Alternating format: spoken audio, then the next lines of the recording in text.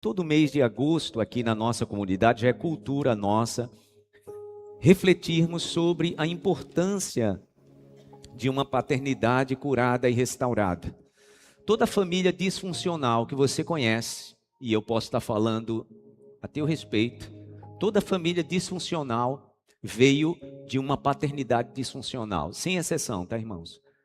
Todas as vezes que enxergarmos filhos disfuncionais, nós vamos enxergar por trás uma história de pais disfuncionais.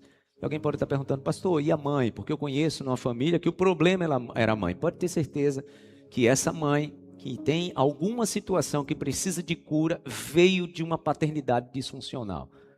Eu não estou falando de achismo. Eu estou falando, irmãos, sobre princípio bíblico. Por quê? Porque essa é a estratégia do maligno. Se ele atingir a paternidade, ele vai atingir como essa pessoa enxerga o Pai Celestial. Eu não quero me aprofundar nesse assunto, porque para você que já está com a gente ministra sobre isso desde o primeiro ano da comunidade. Então, se você quiser entender um pouco mais, com profundidade, procure há um ano as ministrações exatamente nessa época do ano, porque eu vou estar falando sobre isso. E no ano anterior também.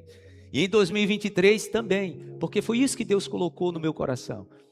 Falando que a nova geração é curada quando a paternidade é sarada e restaurada.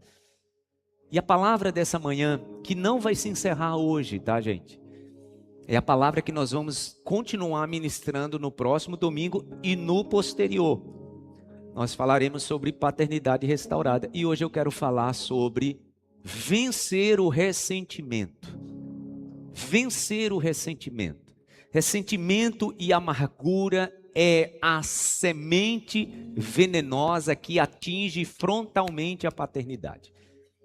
E essa é a nossa reflexão dessa manhã, sobre como precisamos ser curados nos nossos ressentimentos. E todos nós, em algum momento da vida, em alguma fase da nossa vida, fomos frontalmente atingidos e levamos ressentimentos que não ficam só na nossa geração. A gente vai ver na ministração de hoje.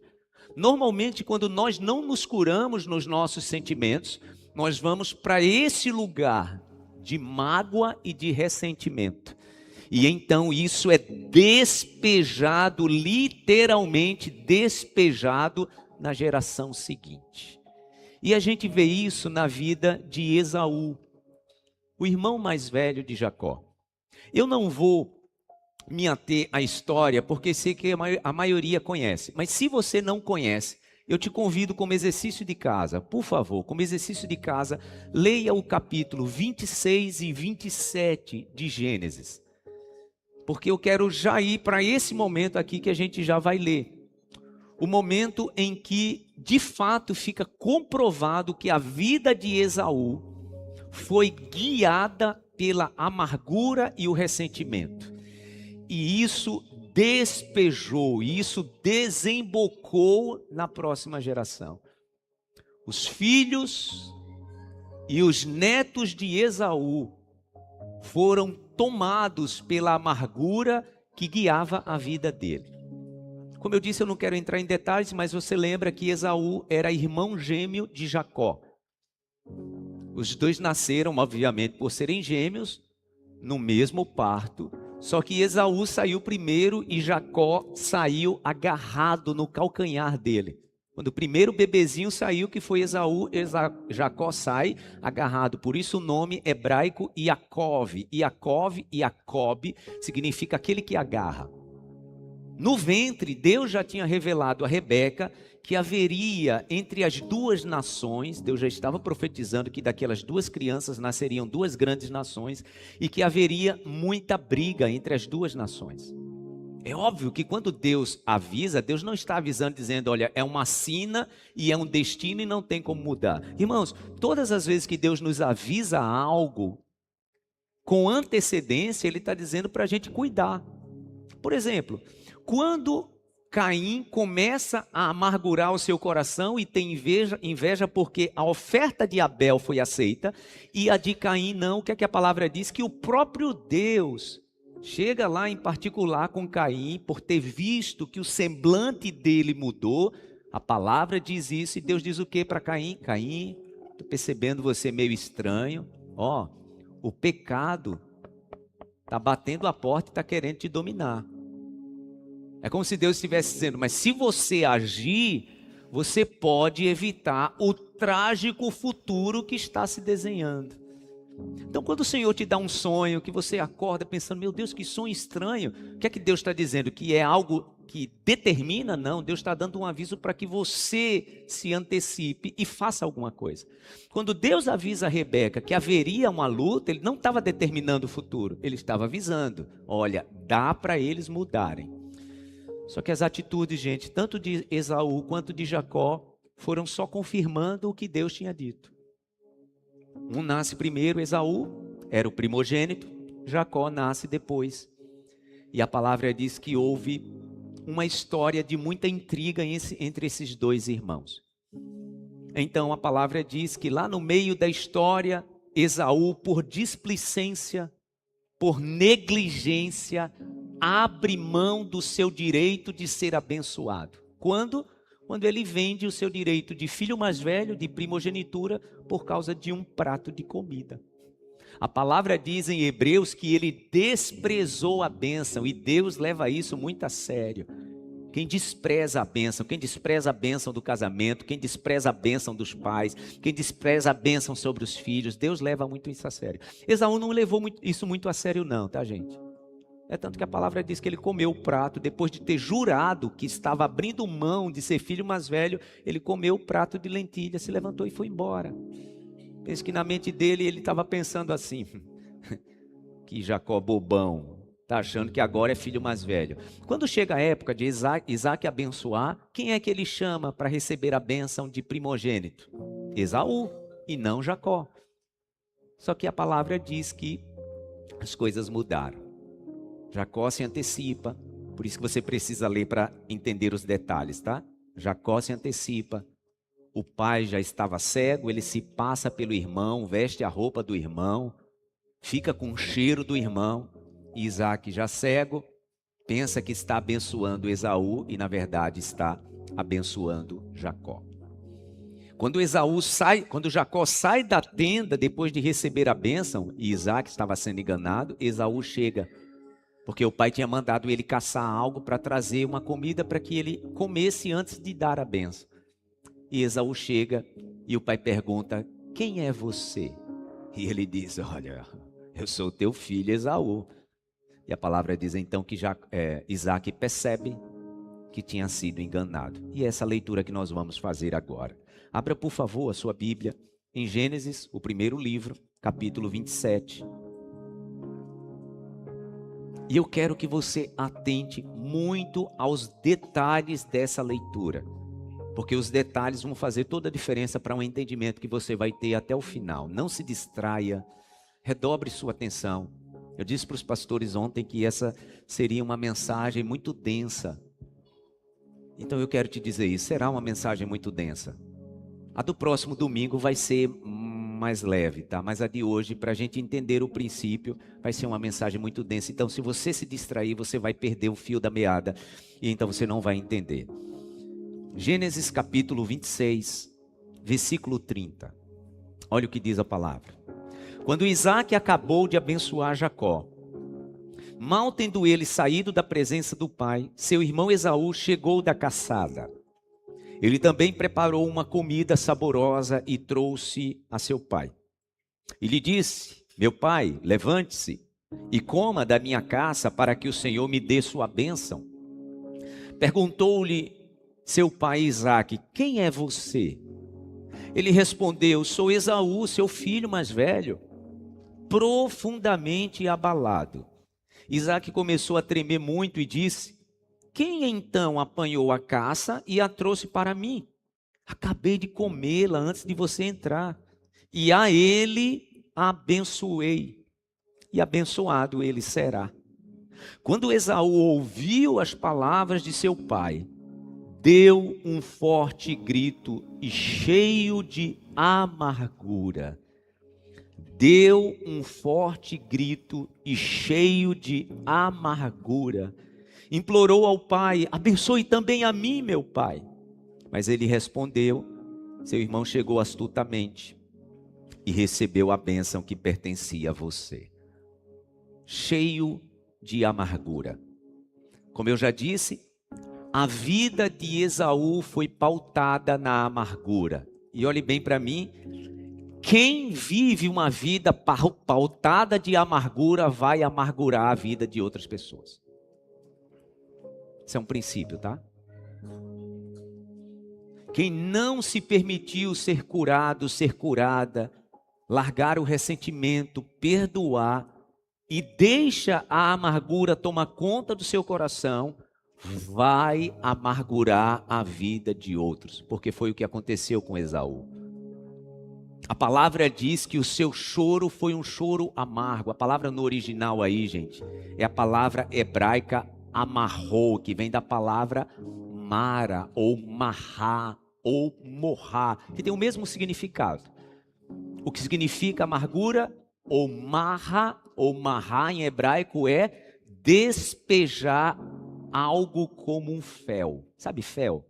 Que é amargo, é como se você estivesse despejando sobre os filhos, sobre os netos, sobre a próxima geração, a sua amargura. Olhe para alguém que tem um coração amargurado e que vive debaixo de gente que amargura a sua alma, pode ter certeza que tem uma história anterior de amargura e de ressentimento. É o que a gente vê na vida de Esaú. E quando eu digo que a vida de Esaú foi marcada pela amargura e ele, percebendo ou não percebendo, ele amargurava a vida dos outros, a palavra diz que com 40 anos ele casou-se com 2 mulheres. Nós estamos falando numa cultura onde isso era natural, tá, gente? E a palavra diz que essas 2 mulheres hititas amarguraram a vida do pai e da mãe dele. Volte-se aí, por favor, o capítulo anterior, o capítulo 26. Olha o que diz os versículos 34 e 35. Tinha Esaú 40 anos de idade quando escolheu por mulher a Judite, filha de Biere, e o Hitita, e também Basemate, filha de Elon, o Hitita. Elas amarguraram a vida de Isaque e de Rebeca. Eu estou amargurado, eu vou amargurar a vida de quem está perto de mim. Pais amargurados amarguram a vida dos filhos, da próxima geração de netos e de trinetos. A gente vai ver isso, tá? No desenrolar da história de hoje. Por que precisamos restaurar e curar a paternidade, irmãos? Porque muita herança maldita de ressentimento, de mágoa, de ira, de rancor, de ódio, é resultado de um coração amargurado. Os descendentes de Esaú foram pessoas amarguradas. Porque Esaú estava dentro desse padrão. A palavra diz que ele escolheu esposas hititas que amarguraram a vida de Rebeca e de Isaque. Depois desse episódio aqui, a palavra diz que ele guardou rancor. Preste atenção, rancor do seu irmão Jacó. Volte-se, por favor, para o próximo capítulo. Capítulo 27. Olha o que diz o versículo 41. Está aqui comigo? Diz assim: Esaú guardou rancor contra Jacó por causa da bênção que seu pai lhe dera. E disse a si mesmo: os dias de luto pela morte de meu pai estão próximos, então matarei meu irmão Jacó. Quando contaram a Rebeca que seu filho Esaú dissera, ela mandou chamar Jacó, seu filho mais novo, e disse: Esaú está se consolando com a ideia de matá-lo. Ouça, pois, o que lhe digo, meu filho. Fuja imediatamente para a casa do meu irmão Labão em Harã. Fique com ele algum tempo até que passe o furor do seu irmão. Que é que dominava o coração de Esaú depois da decepção que ele teve? Ressentimento e amargura. Então toda a sua vida era em volta de amargura. Olhe para mim, quando a palavra diz que Esaú guardou no coração rancor, sabe qual é a palavra no original hebraico para rancor? Não se espante, mas a palavra no original hebraico para rancor é Satã. Satã é mesmo, diz Satanás. Sabe por quê? Todas as vezes que o nosso inimigo maligno, ele se apresenta em alguma parte da Bíblia, ele se apresenta com um codinome. Por exemplo, quando ele tentou Jesus, o maligno foi apresentado como diabo. Diabolos em grego é aquele que joga. Foi isso que ele fez com Jesus, ou tentou fazer, né? Jogar com a mente de Jesus. Todas as vezes que a Bíblia apresenta o inimigo como diabo, ele está jogando com o ser humano. Lembre das 3 tentações, ele estava jogando com Jesus. quando a palavra apresenta o maligno como Satã, Satã é aquele que se opõe. A pessoa que guarda rancor é a pessoa que decide se opor frontalmente a alguém ou a um grupo de pessoas. Você conhece gente assim? Que guardou rancor e essa pessoa decide, a partir de hoje eu sou um opositor dessa história da minha família, dessa pessoa que causou injustiça contra mim. É muito sério o que eu vou falar agora. As pessoas que guardam rancor, vão adquirindo as mesmas características do maligno. Os irmãos entendem porque o perdão, irmãos, é a única saída de cura para uma geração. Eu oro e ministro uma palavra nessa manhã para você que tem dificuldade de perdoar. Entenda, não liberar perdão não tem a ver com a pessoa que merece receber justiça de Deus pelo que te causou. Agora eu quero te dizer nessa manhã, você não merece isso. Você não merece isso. Quem praticou um ato de injustiça contra você merece receber a frontal justiça de Deus, mas você não merece querer se vingar. Por isso que o Senhor, quando Ele fala de vingança, Ele diz assim para a gente: deixem comigo a vingança. Por que você acha que Deus diz isso, hein? Meu irmão, minha irmã, deixa eu te dizer uma coisa. Eu e você, nós não sabemos lidar com esse troço chamado vingança. Isso explode na nossa face e nos fere. Conheça qualquer pessoa que se empenhou abraçando o rancor para se vingar o que aconteceu com a vida dessa pessoa. Eu sei que você conhece histórias assim. Esaú abraçou o rancor e disse: eu serei opositor do meu irmão durante toda a minha vida. O resultado da vida dele foi jorrar amargura sobre os seus filhos e seus netos. O resultado dessa história aqui, gente, é trágico. E quando a gente olha para a história da humanidade, a gente vê. Olhe para qualquer vilão na história da humanidade, não estou falando só de história bíblica não, gente. Qualquer vilão da história da humanidade tem um histórico de rancor, porque incorpora as características do maligno. Quando a amargura toma conta do meu coração, eu incorporo isso. Só que Esaú dobrou a aposta. Ele já tinha 2 mulheres hititas que a palavra diz que amarguraram a vida de Isaac e Rebeca. Quando ele percebe que Rebeca chamou Jacó e faz ele fugir para a casa do tio, e que Isaac concordou com isso, e que o plano dele de vingança não seria possível, ele jogou para dentro mais amargura. E a palavra diz que ele vai atrás agora de uma terceira esposa. E sabe aonde ele foi buscar essa esposa? A palavra diz que ele vai buscar essa esposa lá na família de Ismael. Sabe quem era Ismael? O filho do avô dele, que já viviam em guerra há muito tempo.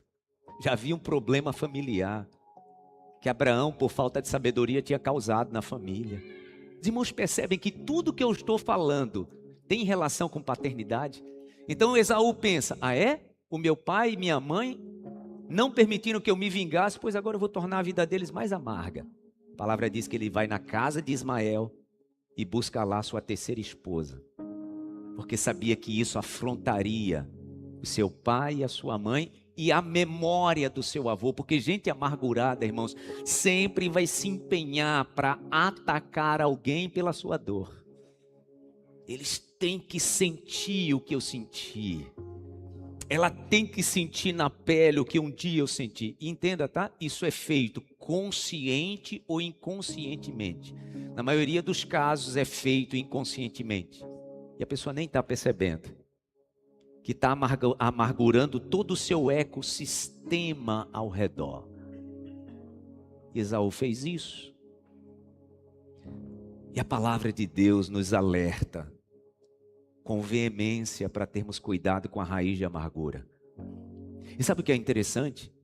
Quando lá no finalzinho do Novo Testamento, na carta aos Hebreus, A palavra faz um alerta sobre a raiz de amargura. Sabe quem é que volta para o centro da história quando fala de amargura? Olha que curioso, gente. Quem volta para o centro da história é quem? Esaú. Abra sua Bíblia. Hebreus capítulo 12, versículo 15. Se você abrir lá em Apocalipse vai ser mais fácil. Se você tem dificuldade de encontrar, a gente vai colocar aqui no telão, porque a gente vai precisar correr, porque eu tenho muita leitura para fazer hoje. Hebreus capítulo 12, versículo 15. Diz assim: cuidem que ninguém se exclua da graça de Deus, que nenhuma raiz de amargura brote e cause perturbação. Então, amargura causa o quê, gente? Perturbação. Perturbação nos sentimentos, perturbação na alma e perturbação no espírito. Brote causando perturbação, contaminando muitos. Tem outra versão da Bíblia que diz contaminando todos. Muito ou todos. Que não haja nenhum imoral ou profano como Esaú, que por uma única refeição vendeu seus direitos de herança como filho mais velho. Como vocês sabem, posteriormente, quando quis herdar a bênção, foi rejeitado e não teve como alterar sua decisão, embora buscasse a bênção com lágrimas. A amargura pautou a vida de Esaú, quando ele abriu mão da sua bênção de primogenitura, e a palavra diz que isso o acompanhou, mesmo quando ele chorou. Preciso abrir aqui um parênteses. Irmãos, há uma diferença muito grande quando a gente chora de arrependimento e quando a gente chora de remorso.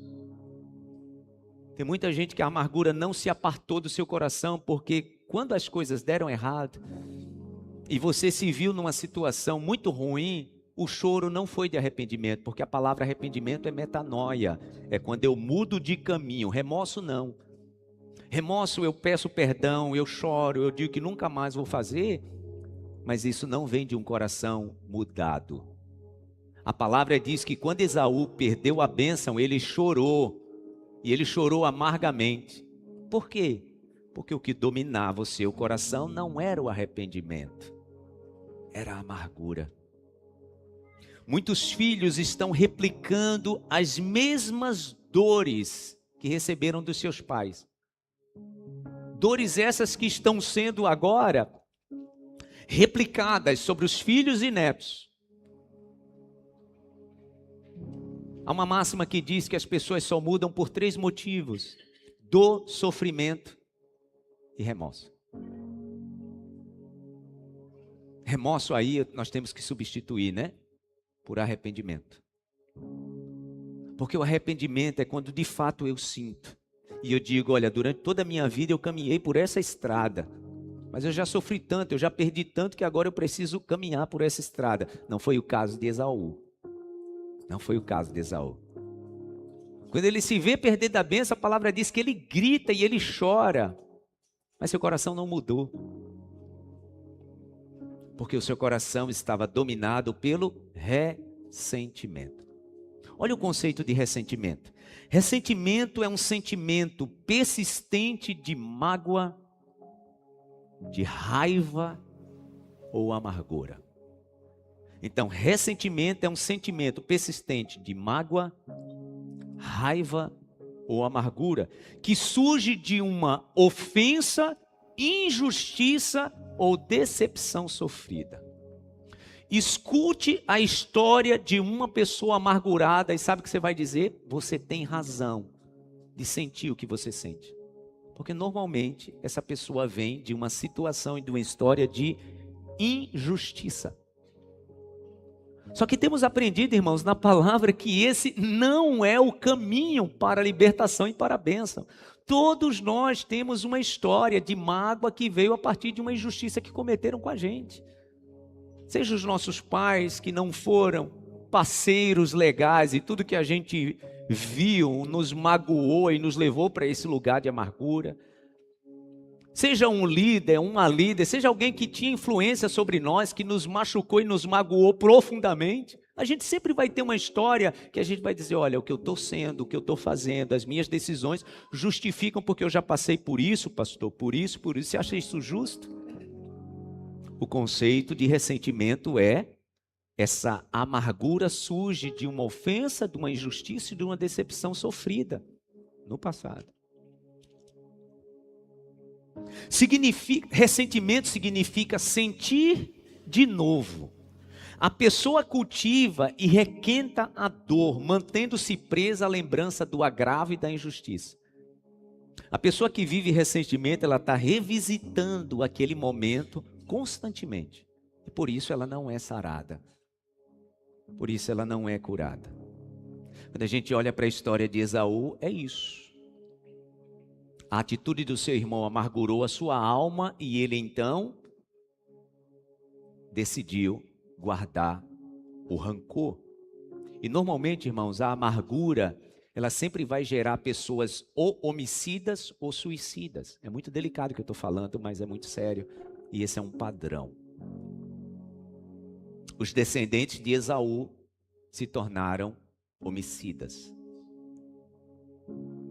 Eles guardaram rancor também. E agora eu quero abrir outro parênteses para a gente ir já para a parte final da mensagem.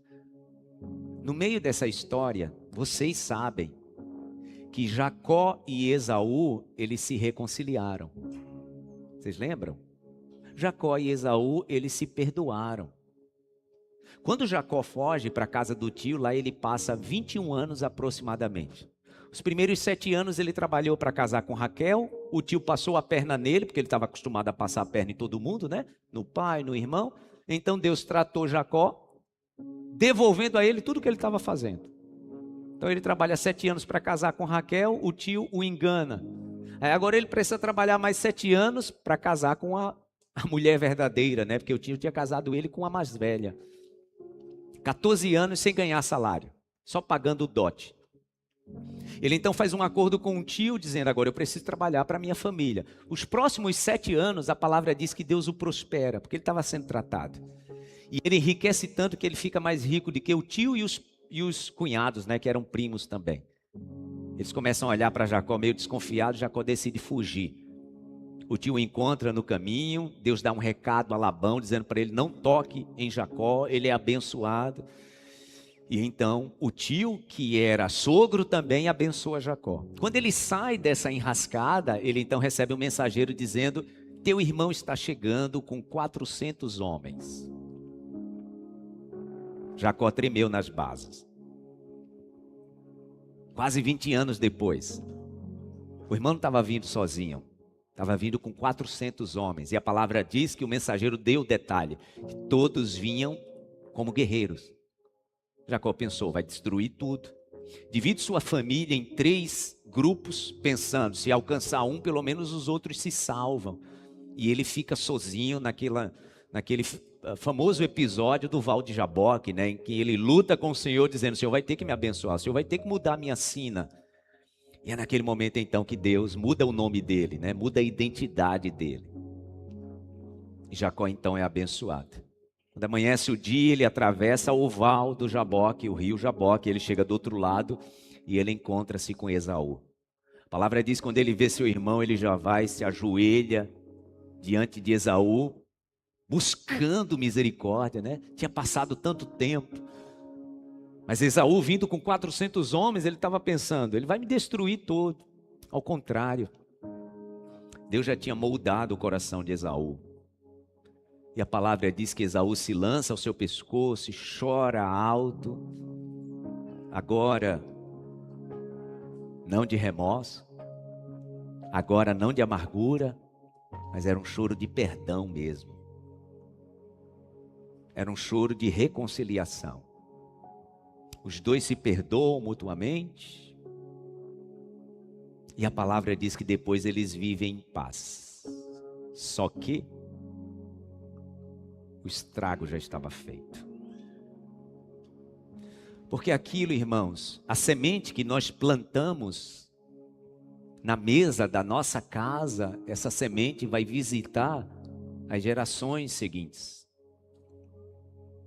Esaú tinha plantado ano após ano a sua semente de amargura para os seus filhos.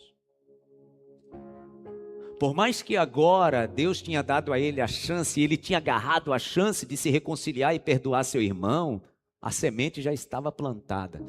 Eu estou ministrando nessa manhã para você que antes de conhecer Jesus, você viveu se retroalimentando de ressentimento e de amargura, até que você teve contato com a palavra, e a palavra te alcançou, diga graças a Deus. E a palavra e o evangelho do perdão chegou à tua vida, diga graças a Deus. Só que durante muito tempo da gente, antes de conhecer Jesus, sentados à mesa da nossa casa, muitos de nós podemos ter cometido o equívoco de semear a raiz de amargura, e foi o que aconteceu com Esaú. Ele chega a se reconciliar com seus irmãos, e possivelmente deve ter voltado para casa e ter dito para os seus filhos: olha, está tudo bem entre o pai e o tio, tá? Eu já o perdoei, não tem mais nada entre nós, está zerada essa conta. Mas o coração dos filhos de Esaú, que agora se chamava Edom, né? Esaú recebeu o apelido de Edom, e por isso os seus descendentes passaram a se chamar Edomitas. Edomitas. Porque Esaú, a palavra diz que por causa do prato, né, que ele comeu, que era um molho vermelho, a partir daí ele passou a se chamar também vermelho. Porque nós começamos a caracterizar a nossa vida do pecado que nos venceu. Guarde isso, tá? Muitas vezes nós começamos a ser conhecidos pelo pecado que nos venceu. E a partir daquele ato, onde Esaú abre mão da bênção, ele é chamado de Edom. Seus descendentes, Edomitas. Já estava tudo contaminado. Enquanto Esaú tentava convencer os seus filhos: olha, está tudo bem entre o pai e o tio, a gente já se reconciliou, os seus filhos pensavam lá no íntimo do coração: não é justo o que o meu pai sofreu. Não é justo o que o meu tio fez com meu pai. Não é justa a vida que a gente teve na infância. Não é justo, não aceito isso. E a semente que tinha contaminado a alma de Esaú durante tantos anos, já tinha contaminado a alma de seus filhos. E agora nascia uma nova geração de homicidas. Daqueles que agora iam colocar em prática o que Esaú disse que faria: eu vou matar Jacó. Os filhos e os netos de Esaú disseram: agora eu vou executar. Porque, irmãos, toda semente maldita, se não for coberta pelo sangue de Cristo, se não for restaurada pelo verdadeiro perdão decisivo do coração, é quando eu digo para mim mesmo, quando eu digo para mim mesma: olha, não importa o que aconteceu na geração anterior, eu decido que serei um vetor de bênção para a próxima geração. Se alguém não se levantar com autoridade e mudar também suas atitudes, a semente maldita já está plantada. E quando a gente olha para a cultura, não só de personagens da Bíblia, tá, gente? Mas quando a gente olha para a cultura do mundo, olhe para qualquer vilão e você vai encontrar uma história de amargura e de ressentimento. Caim matou Abel, ressentimento. Absalão matou o irmão mais velho e tomou o reino do seu pai, ressentimento e amargura. Você conhece a história. E aí, antes de começar o culto das 7 da manhã, eu conversava com o Lael, a gente falava sobre a mensagem, e eu pedia para ele me lembrar sobre os vilões das histórias. E é interessante que a cultura pop também está cheia disso. Olhe para qualquer vilão da história e você vai ver um ressentido, um amargurado. Sabe, na história do Rei Leão, o Scar, que não só tramou, mas matou o próprio irmão, ele era dominado pelo ressentimento, pela mágoa. Você não assistiu o novo filme do Mufasa? Eu recomendo você assistir. E mostra como foi que aquela raiva do Scar começou contra o Mufasa. Ira, rancor, mágoa e amargura. Quem é aqui entusiasta da franquia Star Wars? Lembra do Darth Vader? O Darth Vader era o doce e singelo Anakin Skywalker. Você lembra do doce menino? Por que Anakin Skywalker se transforma em Darth Vader, gente? Mágoa, ressentimento, dor não curada, semente de amargura não restaurada. Os vilões nascem. Dizem que a diferença entre o herói e o vilão é como ele lidou com as injustiças que sofreu. Lembra do Magneto, do X-Men? Você conhece a história do Magneto? O Magneto era o Eric, o garoto que viu seus pais serem trucidados no centro de extermínio de Auschwitz. O Magneto era o Eric. E foi exatamente nos portões daquele lugar de extermínio que ele viu seus pais serem mortos, que ele descobriu o seu dom, não para o bem. Interessante, quando a gente olha a história de Magneto e de Professor Xavier, são histórias semelhantes. Mas um decidiu perdoar e redimir sua história. Outro decidiu abraçar o rancor. A história está preenchida disso. A gente olha agora, já bem próximo, né? De alguém, um personagem odioso, como Hitler. Você conhece a história de Hitler? Quando Hitler,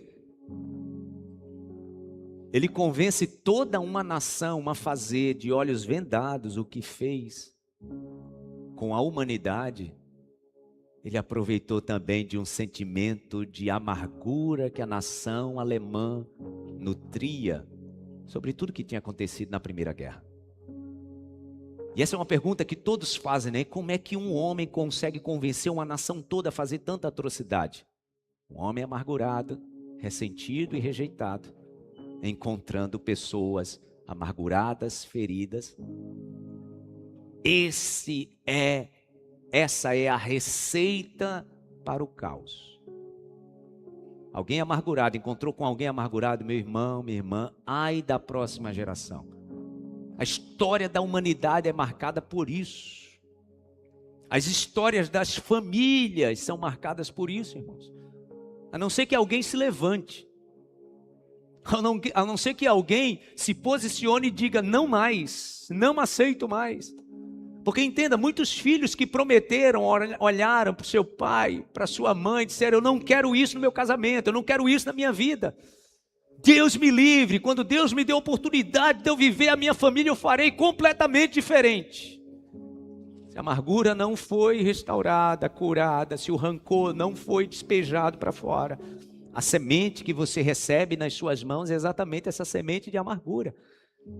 Que na carta aos Hebreus a palavra está dizendo que a gente precisa ter muito cuidado. Esaú gerou uma geração de pessoas amargas e ressentidas. Então, a partir daí, nós vamos conhecer quem? Os Edomitas e os Amalequitas. Dois povos de atitudes e ações odiosas, nefastas. A Bíblia está recheada de atitudes dos Edomitas e dos Amalequitas. Edomitas nós já sabemos que eram os descendentes de Edom, o próprio Esaú. Mas quem eram os Amalequitas? Esaú teve um filho chamado Elifaz e ele teve um neto que nasceu contaminado, chamado Amaleque. Possivelmente Amaleque recebeu toda a história de Elifaz. Elifaz não foi redimido mesmo depois de ver o pai perdoando o tio. Ele já tinha dito no íntimo do seu coração, não foi justo o que meu pai passou. Eu não posso deixar isso barato. Eu não posso aceitar o que foi feito com meu pai. E Elifaz despejou isso no coração de Amaleque. Os edomitas, irmãos, eles administraram um ódio, um rancor contra os israelitas de um jeito inimaginável. Quando a gente avança na história, a palavra diz que no dia que Nabucodonosor destruiu os muros de Jerusalém, queimou o templo do Senhor, matou velhos, grávidas e crianças, e levou o que sobrou do povo para a Babilônia, os edomitas, os descendentes de Esaú que moravam nas montanhas chamados Montes de Seir. A palavra diz que eles aplaudiam os babilônios e diziam: arrasem mesmo. Arrasem mesmo, porque gente amargurada sempre vai se posicionar assim. Tem que sofrer mesmo. Se eu não tive, por que ela vai ter? Se eu não tive, por que ele vai ter? O próprio Deus dá um destaque disso no Salmo 137, o verso 7. O salmista diz: Senhor, lembre-se dos edomitas. O que eles fizeram no dia que Jerusalém foi arrasada, quando dos montes eles diziam: arrasem, arrasem até os alicerces. O profeta que traz isso em detalhes é o profeta Obadias. O livro do profeta Obadias é o menor livro dos profetas menores. E Deus usa a boca de Obadias para proferir uma sentença contra os edomitas, porque Deus não suportou aquele comportamento odioso. Irmãos, olhem para a vida de uma pessoa vingativa e você vai encontrar no histórico dessa pessoa amargura. Você vai encontrar também um monte de história de injustiça, tá? Deixa eu te dizer uma coisa, Deus não está desprezando a tua história. Deus não está dizendo que o que você viveu foi justo, pelo contrário. Muitas histórias, irmãos, são plausíveis, são de fato histórias de injustiça. Só que nós não podemos pautar a nossa vida na semente que a outra quis plantar sobre nós, senão ele tem êxito. Senão ela tem êxito. Porque quando nós permitimos, então, a amargura do outro, também tomou conta do nosso coração. E Obadias, e eu quero convidar você para a gente ler, você pode ler aqui no telão, tá? Para ser mais rápido, Obadias, no capítulo 1, no versículo 10. Ele fala sobre a visão de Deus sobre os descendentes de Esaú, e ele diz assim: por causa da violenta matança que você fez contra seu irmão. Lembra que Esaú disse: eu vou matar Jacó. Ele não fez. Mas os seus filhos e netos e seus descendentes disseram: nós vamos executar isso. Porque nosso coração é encharcado de amargura. Então está acontecendo aqui, séculos depois. Você será coberto de vergonha, eliminado para sempre. No dia que você ficou por perto, quando estrangeiros roubaram os bens deles. Os estranhos entraram por suas portas e lançaram sorte sobre Jerusalém. Você fez exatamente como eles. Você não devia ter olhado com satisfação o dia da desgraça de seu irmão, nem ter se alegrado com a destruição do povo de Judá. Não devia ter falado com arrogância no dia da sua aflição. Não devia ter entrado pelas portas do meu povo no dia da sua calamidade. Nem devia ter ficado alegre com o sofrimento dele no dia da sua ruína. Nem ter roubado a riqueza dele no dia de sua desgraça. Não devia ter esperado nas encruzilhadas para matar os que conseguiram escapar, nem ter entregado os sobreviventes no dia da sua aflição. Nabucodonosor está destruindo Jerusalém. Uma parte dos edomitas estão nas montanhas aplaudindo e dizendo: bem feito. Gente amargurada age assim, tá? Bem feito. Estou esperando ele tropeçar e ela tropeçar mesmo, porque pela injustiça que ele me fez, que ela me fez, é esse o destino. É a pessoa com a espada da vingança na mão, né? Só que outros edomitas, a palavra diz que eles foram para as encruzilhadas. E os israelitas que estavam tentando escapar foram capturados, e a palavra diz que eles chegaram para os soldados babilônios e disseram: estão aqui os nossos irmãos, eles são do nosso sangue, mas nós temos um histórico de injustiça que eles nos causaram e eles merecem passar por isso. Quem é contaminado, irmãos, pela raiz da amargura, vai se envenenar cada vez mais. Porque o resultado desse povo aqui, o próprio Deus está sentenciando. O fim de vocês não vai ser bom, Deus está dizendo para os edomitas. E como eu disse, Esaú teve um filho chamado Elifaz. Elifaz teve um filho chamado Amaleque. E do mesmo jeito que Elifaz era contaminado pela amargura, Amaleque também cresceu e se assentou a uma mesa, se alimentando de amargura. Então, aproximadamente 500 anos depois, quando o povo de Israel está saindo do Egito, indo para a terra prometida, passou pelo Mar Vermelho, teve que correr para não ser capturado pelo faraó. A palavra diz que quando eles chegaram em Refidim, que pensaram: ufa, Faraó morreu no Mar Vermelho e agora a gente tá... Não, não tá. A palavra diz que os amalequitas atacaram o povo de Deus pela retaguarda, pegando exatamente quem tinha ficado para trás, que estava mais vulnerável, porque entenda, tá? Gente amargurada vai sempre mirar naqueles que estão vulneráveis na alma, na mente. Já percebeu? Que a forma de gente amarga ter prazer é exatamente pegar quem está vulnerável emocionalmente. A palavra diz que os amalequitas atacaram Israel por trás e pegaram principalmente os mais frágeis. Isso está narrado em Êxodo capítulo 17. Eu quero ler com você, para você entender como é covarde lidar com gente amargurada. Êxodo capítulo 17. Versículo 8. Olha o que diz a palavra.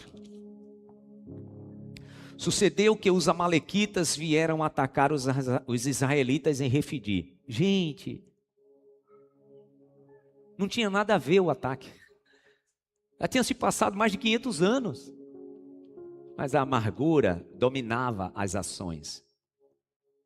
Então Moisés disse a Josué: escolha alguns dos nossos homens e lute contra os amalequitas. Amanhã tomarei posição no alto da colina com a vara de Deus em minhas mãos. Esse é aquele episódio, né? E quando Moisés levantava as mãos, o povo avançava. Quando Moisés cansava as mãos, Amaleque avançava. Em Deuteronômio capítulo 25, e eu quero ler com você, para depois disso a gente só fazer uma última leitura e a gente sentar à mesa do Senhor para cear. Deuteronômio capítulo 25, o próprio Deus lembra Moisés sobre essa ação odiosa dos amalequitas. E o Senhor diz a Moisés, capítulo 25, versículo 17. Lembrem-se do que os amalequitas lhe fizeram no caminho quando vocês saíram do Egito. Quando vocês estavam cansados e exaustos, eles se encontraram com vocês no caminho e eliminaram todos os que ficaram para trás. Não tiveram temor de Deus. Quando o Senhor, o seu Deus, der a vocês o descanso de todos os inimigos ao seu redor, na terra em que lhes dá para dela tomares posse, com uma herança, vocês farão que os amalequitas sejam esquecidos debaixo do céu. Não esqueçam. É neste momento que Deus diz assim: haverá guerra contra os amalequitas todas as gerações. Deus está dizendo para Moisés: diga ao povo que não esqueça. Porque, irmãos, pessoas amarguradas sempre atacam pelas costas. Já conviveu com gente assim? Que já falou de você pelas costas? Deixa eu te dizer, o histórico dessa pessoa é de amargura. Você conhece gente fofoqueira? Que na sua frente tem um jeito e longe de você tem outro jeito? Deixa eu te contar um segredo. Gente amargurada. Porque a amalequita age assim, sempre na retaguarda, de forma traiçoeira. E sempre no momento em que estamos mais vulneráveis. Sempre. Já viveu um episódio assim de você pensar: meu Deus, essa pessoa se aproveitou exatamente do meu momento de fraqueza? Gente amargurada. É o verdadeiro espírito de Amaleque. E isso, irmãos, isso castigou muitas famílias. Isso feriu muitos filhos na sua paternidade. Eu quero encerrar a minha palavra. Séculos se passam. O povo de Israel passa 40 anos no deserto. Depois toma posse da terra.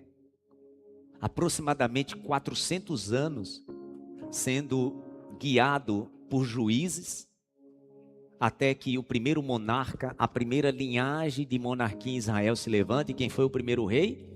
Saul. Primeira missão que Deus dá a Saul, primeira missão que Deus dá ao primeiro rei de Israel: você precisa destruir Amaleque.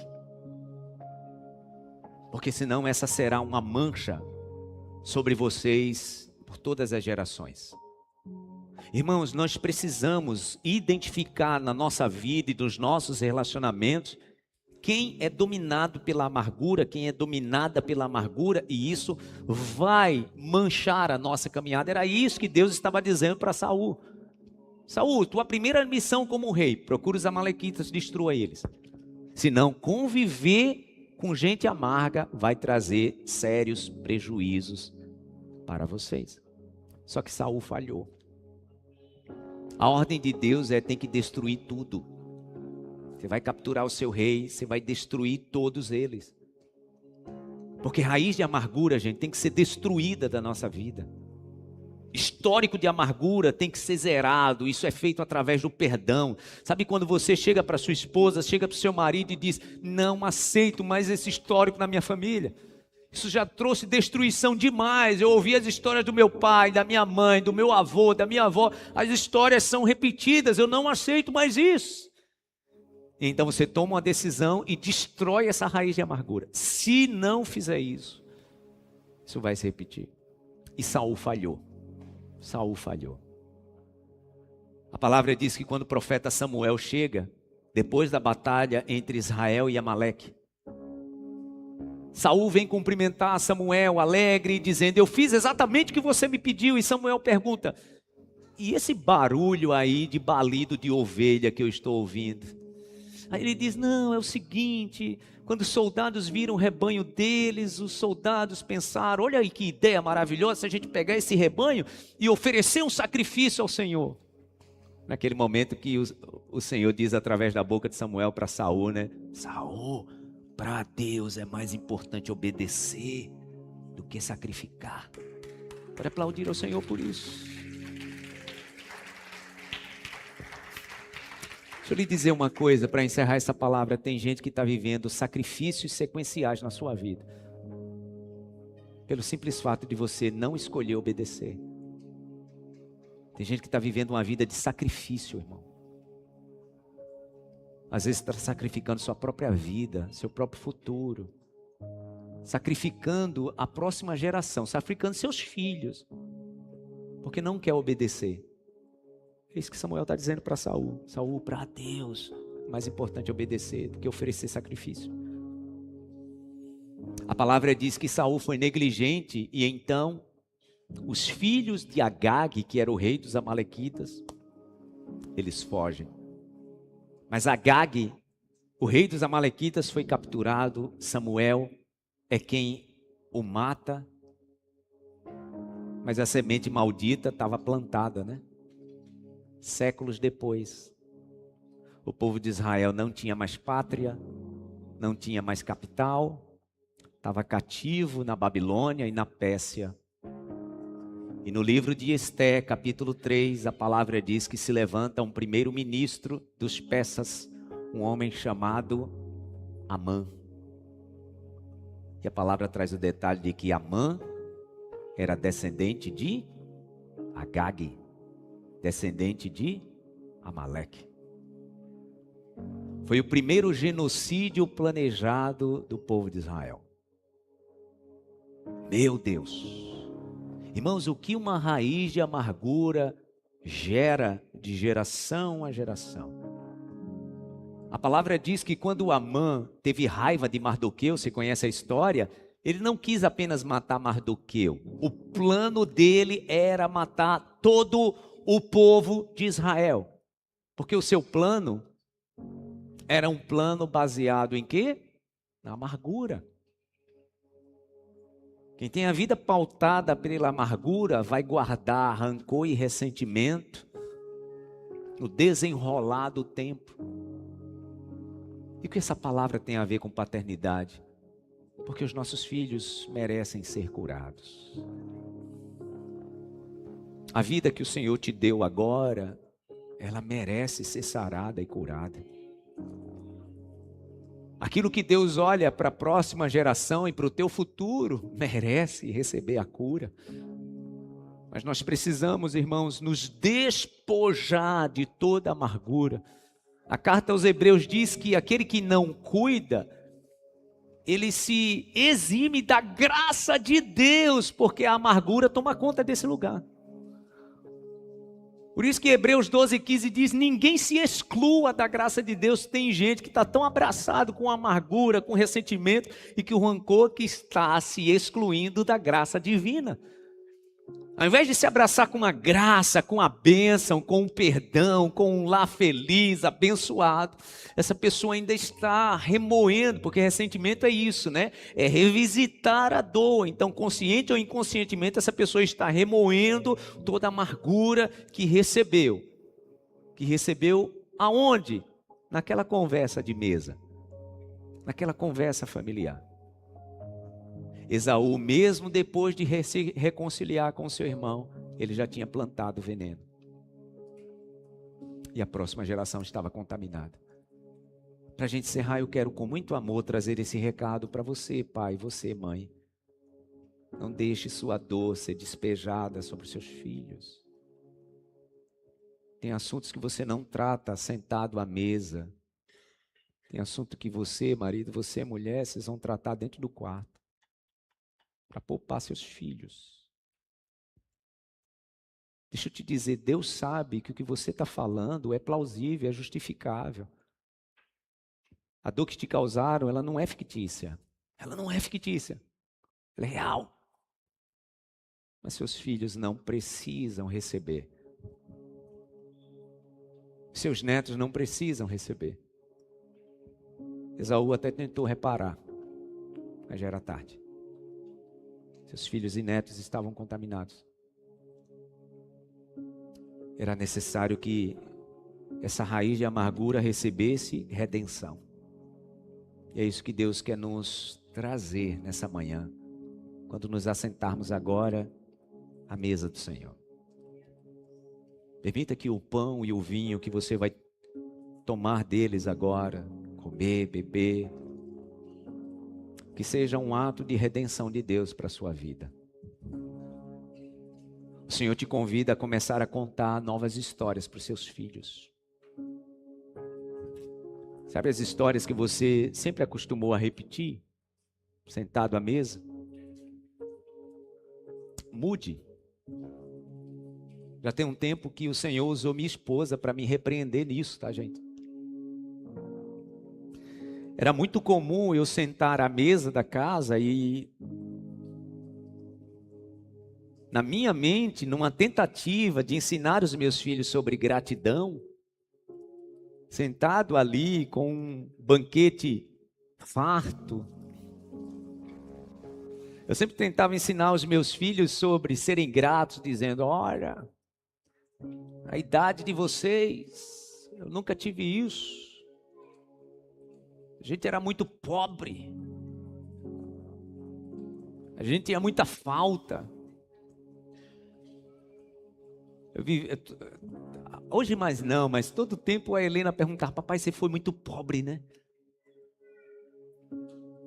Na sua infância você foi muito pobre, não tinha nem o que comer, né? Eu disse, de vez em quando era assim. Deus usou minha esposa, me chamou no quarto e disse, despeje isso na mesa não. Os irmãos entendem que a forma que eu estava usando, na minha cabeça, era uma didática boa.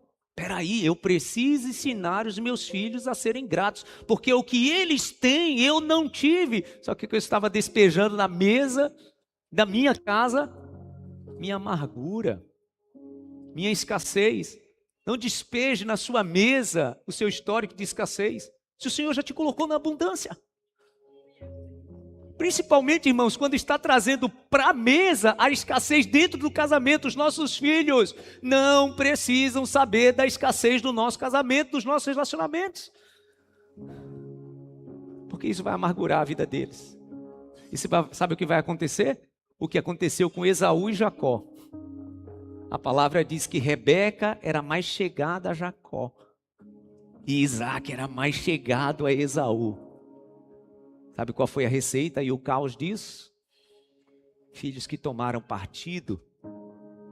Tem muitos filhos que hoje odeiam o pai e a mãe, porque a amargura foi despejada na mesa.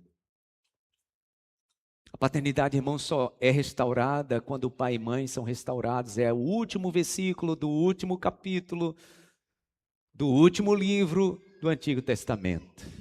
E ele virá para restaurar o coração dos pais aos filhos e dos filhos aos pais. Do contrário, a terra será amaldiçoada. Tão forte isso, né? Deus está dizendo, se o coração de pai não for convertido ao coração do filho, e o coração do filho não for convertido ao coração do pai, o que tem como resultado é maldição. Olhe para muitas famílias. Pastor, eu não tenho mais meu pai, e eu tenho muita mágoa do meu pai. Libere perdão nessa manhã. Na autoridade do Espírito Santo eu te digo, libere perdão nessa manhã. Meu pai não está mais aqui, pastor. Libere perdão no mundo espiritual. Tire essas prisões, essas correntes do seu tornozelo. Tire no nome de Jesus. Libere-se. Você merece isso, a próxima geração merece isso. No nome de Jesus. Se livre de toda amargura nesta manhã. Se livre de toda amargura nesta manhã, dizendo para o Senhor, meu Deus, eu tomo essa decisão. Porque eu mereço isso. Os meus filhos merecem isso, minha esposa merece isso, meu marido merece isso, os meus netos merecem isso. E sobre você nessa manhã vem a cura do Senhor. Você pode dizer amém? Você pode aplaudir ao Senhor bem forte. Levante-se no seu lugar, no nome de Jesus. Coloque assim as duas mãos na altura do teu coração. Feche os teus olhos. Eu oro, meu Deus, nesta manhã. E te agradeço porque sabemos do teu cuidado e o teu zelo com as nossas vidas. Eu te agradeço, Pai, porque sei que o teu Espírito Santo que cuida de nós, que zela por nós. É Ele quem está nos guiando para um futuro de bênção. Eu oro nesta manhã por cada pai. Hoje é dia dos pais. Eu oro por cada pai, por cada avô. Por pessoas que estão tomando decisões importantes nesta manhã, meu Deus. Para serem restauradas em sua paternidade. Para serem restauradas completamente. No nome de Jesus. Tem coisas, meu Deus, que por nós mesmos nós não sabemos lidar. Eu oro por pessoas, meu Deus, que nutrem no coração e estão aqui nesta manhã. Eu oro por pessoas que estão aqui, meu Deus, nessa manhã, ou nesse ambiente espiritual em casa, assistindo essa programação ao vivo, ou em outro momento que essa pessoa nutre no coração um sentimento de vingança. Essa pessoa está esperando o momento de dar o troco, está esperando o momento de se vingar. Liberta nesta manhã estes corações, meu Deus.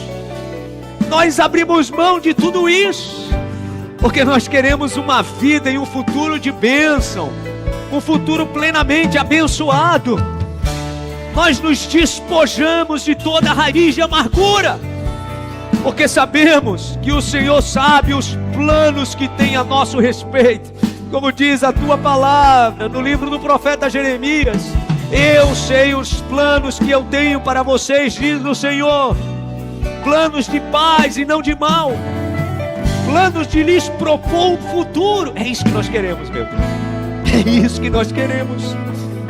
Nós queremos esse futuro de bênção. Nós queremos um lar de paz. Nós queremos uma família que a partir de nós contará histórias alegres. E o Senhor nos deu essa bênção e essa oportunidade. Liberta pessoas nessa manhã de vícios, meu Deus. Eu repreendo nessa manhã todo espírito de vício sobre famílias. Vícios que vêm como fuga da amargura causada de geração após geração. Eu repreendo na autoridade que há no nome de Jesus. Levanto as minhas mãos e declaro a bênção de libertação. Pais sendo libertos, avós sendo libertos, mães sendo libertas, marido sendo liberto, esposa sendo liberta. No nome de Jesus. Porque somos sarados, que esses sejam presentes.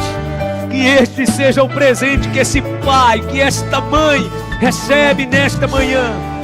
Nós vamos nos assentar à mesa do Senhor. Nós vamos nos assentar à mesa do amor, do perdão, da comunhão.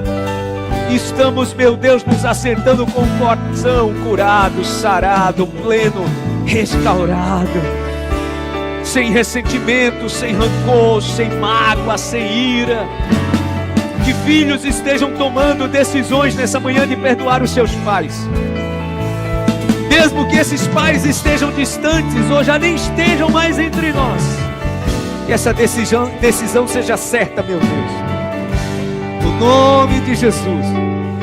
Ao participarmos do pão e do vinho, do cálice do Senhor, que façamos isso, meu Deus, restaurados. Que possamos fazer isso, meu Deus, com o coração curado, sarado, restaurado. E que seja uma nova história para a próxima geração. Que seja uma nova história para filhos e netos. No nome de Jesus, tomamos seriamente essa decisão nesta manhã.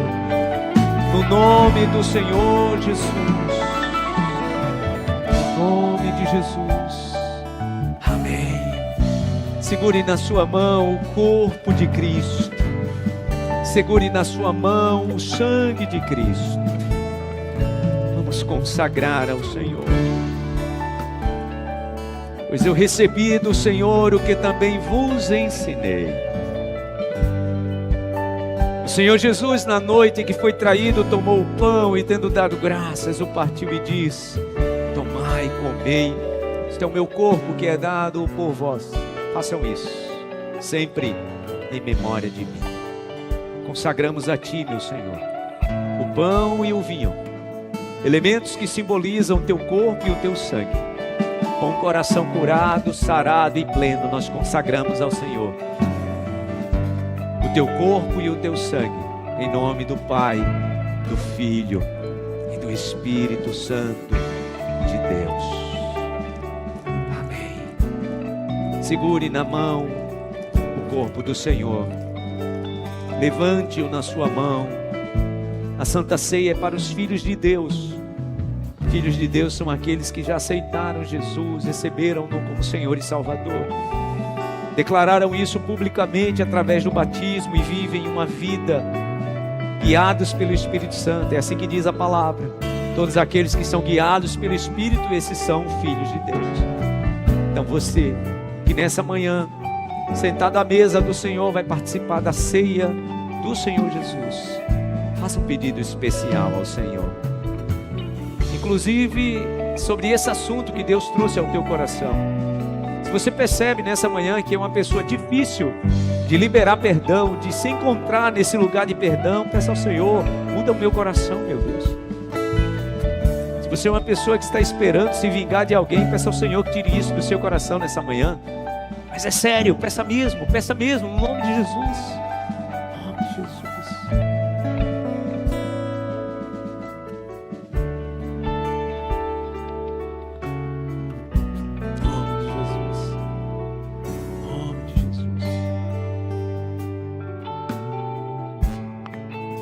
Obrigado, meu Deus, pelo maior presente que recebemos, teu Filho Jesus.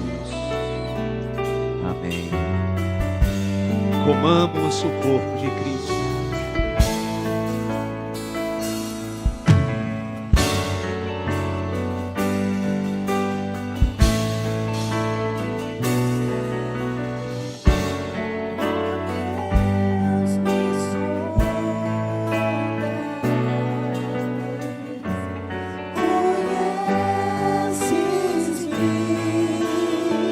O Senhor te conhece. Mesmo quando falho,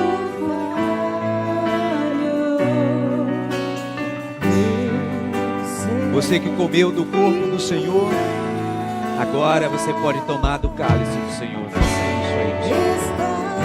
estás presente a me cercar.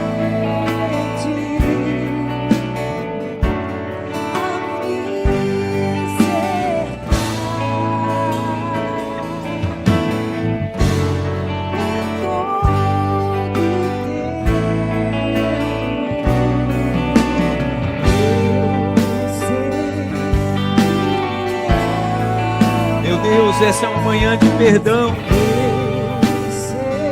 Essa é uma manhã de reconciliação. Essa é uma manhã de novos acordos.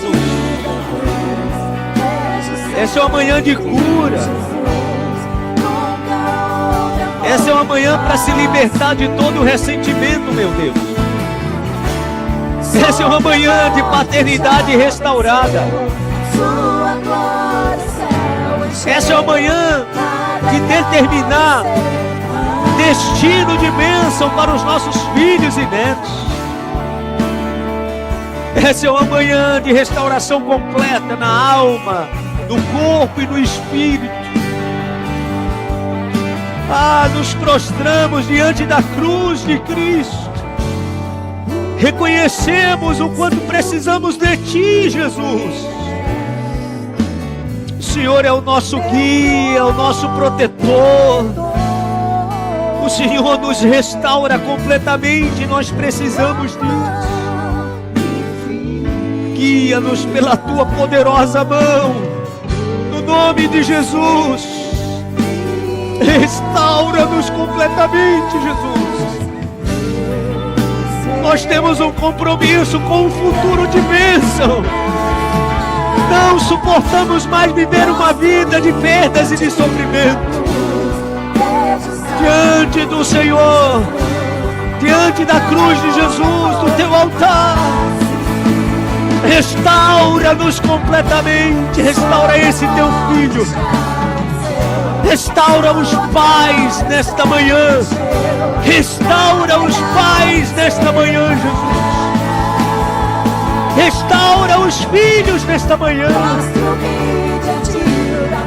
Restaura, meu Deus, e converte o coração dos pais aos filhos e dos filhos aos pais. Essa é a nossa oração, Jesus. Esse é o nosso pedido, Jesus. Obrigado, obrigado, obrigado, obrigado, obrigado. Obrigado.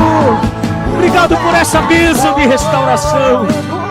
Sinto descer sobre nós essa bênção de restauração. Obrigado, Jesus. Obrigado, Jesus. Rasgue o seu coração diante dele. Abre o seu coração diante do Senhor. Obrigado, Jesus. E quando tudo o Senhor está te restaurando nesta manhã. O teu futuro é de bênção. O teu futuro é de bênção e de prosperidade. Você precisa tomar decisões nesta manhã. Oh, louvado seja o nome do Senhor. Levante as suas mãos e declare: prostre-se diante da cruz.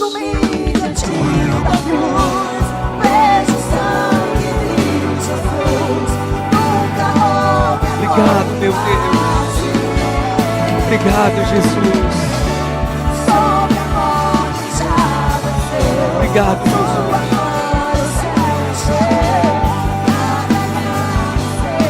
Diga pela última vez: prostro-me diante da cruz. Prostro-me diante da cruz. Obrigado, Jesus.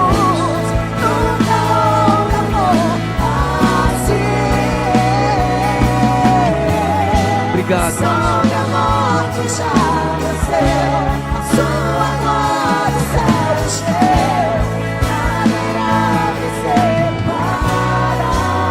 Aplauda o Senhor bem forte.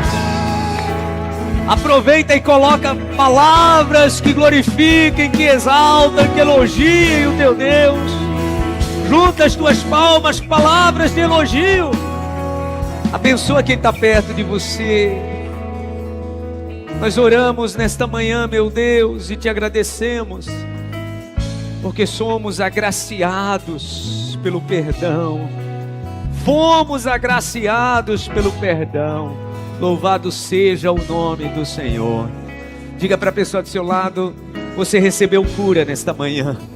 Diga: você recebeu cura nessa manhã. Você pode aplaudir ao Senhor bem forte. Sente-se no seu lugar. Nós vamos receber com muita alegria agora o nosso ministério infantil. Os filhos que prepararam uma bênção e uma semente para você. Mamãe, papai. As nossas crianças prepararam uma semente para os pais e nós vamos receber com alegria. Vamos aplaudir ao Senhor, receber das nossas crianças. Já estão vindo aí? Estão vindo nos passos de crianças. Já estão vindo aí. Eu quero pedir para os diáconos tirarem aqui o púlpito, por favor, porque aí fica melhor. Até para quem está em casa ver os nossos pequeninos.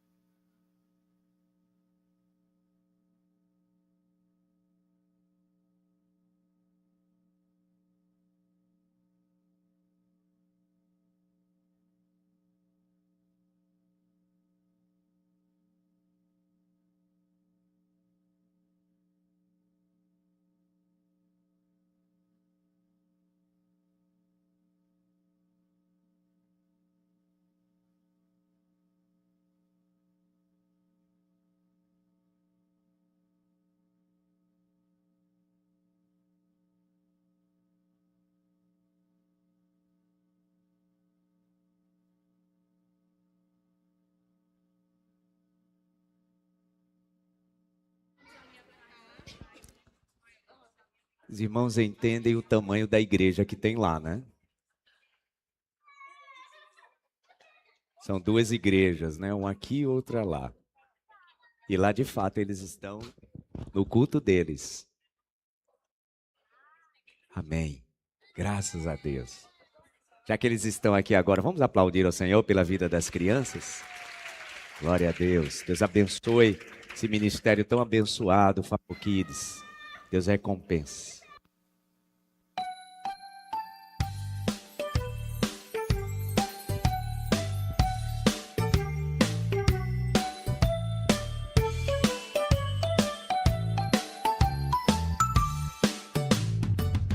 O meu papai é uma pessoa tão legal. Me enche de carinho, me dá sempre colinho, é tão especial. O meu papai tem um grande coração. Nunca nega uma cosquinha, sempre cuida da família e ensina a oração. O meu papai é o meu herói. Ele é forte e corajoso, tem sempre um remédio pra curar o meu dodói. Oh, meu papai, eu te amo tanto assim. Peço a Deus que todo dia guarde sua alegria e cuide de você pra mim. O meu papai é uma pessoa tão legal.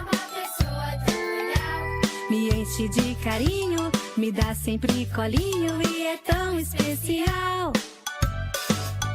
O meu papai tem um grande coração.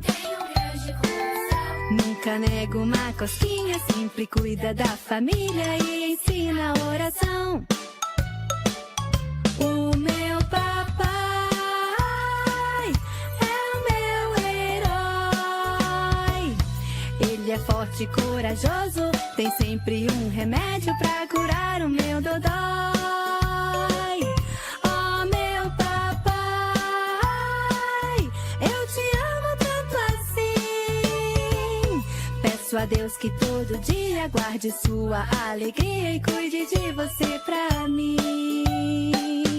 Oh, meu papai, eu te amo tanto assim. Peço a Deus que todo dia guarde sua alegria e cuide de você pra mim. Oh, meu papai, eu te amo tanto assim.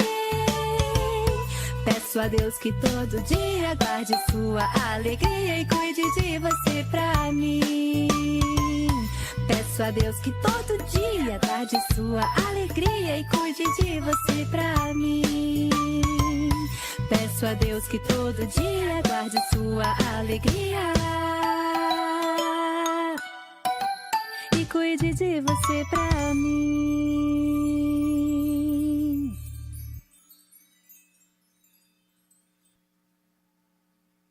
Deus, glória a Deus. Vamos ficar de pé. Os pais vão pegar os seus filhos aqui mesmo, tá, gente? Fica mais fácil para a gente voltar para lá e fazer o check-out, não dá. Eu quero pedir para as crianças que aqui estão, antes de vocês saírem, estenda as mãos para os papais de vocês. Se tem um pai aí perto de você, estenda a sua mão para esse pai, em nome de Jesus. Vamos orar, em nome de Jesus. Obrigado, meu Deus, te agradecemos. Que dia especial. E a forma que o Senhor tem cuidado de nós é também especial. Te agradecemos. Te agradeço, meu Deus, pela vida de cada pai. Porque o Senhor deu o dom de ser pai. Que todos descubram isso, meu Deus, e honrem esse dom que o Senhor lhe concedeu. Eu oro para que esse dia seja muito especial para as famílias e aqueles que não têm mais o seu papai, como é o meu caso. Que o Senhor abençoe suas vidas e que este, assim como eu que já sou pai, possa honrar esse dom precioso de preparar a próxima geração. Declaramos a tua bênção também sobre os pais espirituais, pessoas que o Senhor tem levantado através da paternidade espiritual. Que o Senhor continue capacitando. Obrigado por essa manhã, por esse banquete. Obrigado, meu Deus, por tudo aquilo que foi concedido como dádiva, como presente nesta manhã. Que as famílias tenham um tempo especial de almoço, restante de tarde, um tempo muito precioso e que desfrutem do Senhor, sempre do Senhor, que é o nosso Pai Celestial. Obrigado por essa manhã, obrigado por esse banquete, que agradecemos pelas famílias aqui reunidas, por essa pessoa que está representando a sua família e que tenhamos um restante de domingo muito abençoado, debaixo do teu favor e da tua graça. Essa é a nossa oração. Leva-nos em paz, meu Deus, guardados e protegidos, que tenhamos uma semana muito abençoada. Que a graça do Senhor e Salvador Jesus Cristo, o amor de Deus, o nosso eterno Pai, e a comunhão do Espírito Santo esteja e permaneça sobre todos, hoje e para sempre. Amém e amém. Aplauda ao Senhor. Deus abençoe. Feliz Dia dos Pais. Deus abençoe a todos.